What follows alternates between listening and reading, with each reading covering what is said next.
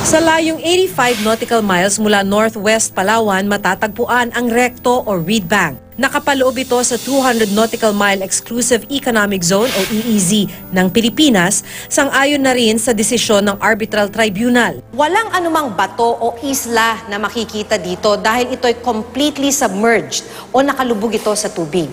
Pero kabisadong-kabisado ng mga mangingisdang sinamahan namin ang lokasyon nito. Makalipas ang 24 oras na paglalayag, narating na ng grupo ang Reed Bank. Sa himpapawid, mistulang isang highway na mga bangka ang bahaging ito ng Reed Bank. Kwento naman ni Kapitan Jimuel, kung dati raw ay malaya silang nakapangingisda sa iba pang bakura malapit sa Reed Bank, iba na raw ang sitwasyon ngayon.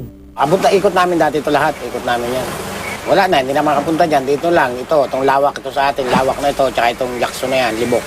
Ngayon dito hindi na kami makapunta, tsaka dyan, pati dito. Bakit hindi na makapunta? Dahil tinataboy na nga kami ng China.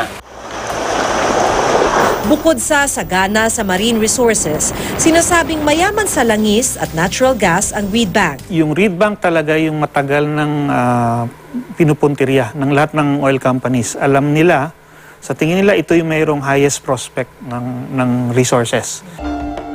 Pero ang tanong, may kakayahan ba ang Pilipinas na magsagawa ng sariling exploration sa Reed Bank? Kaya. With the incumbent policy, kaya yan. Wala naman talagang gagastusin yung kasi atin yung mineral, atin yung resources.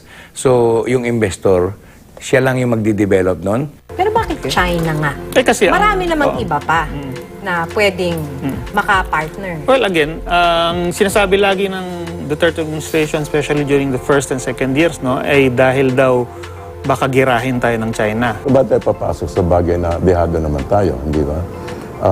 Ang natin, as the President has said, is always pushing for the national interest, even as we pursue our relationship with China. Maki Pulido, GMA News.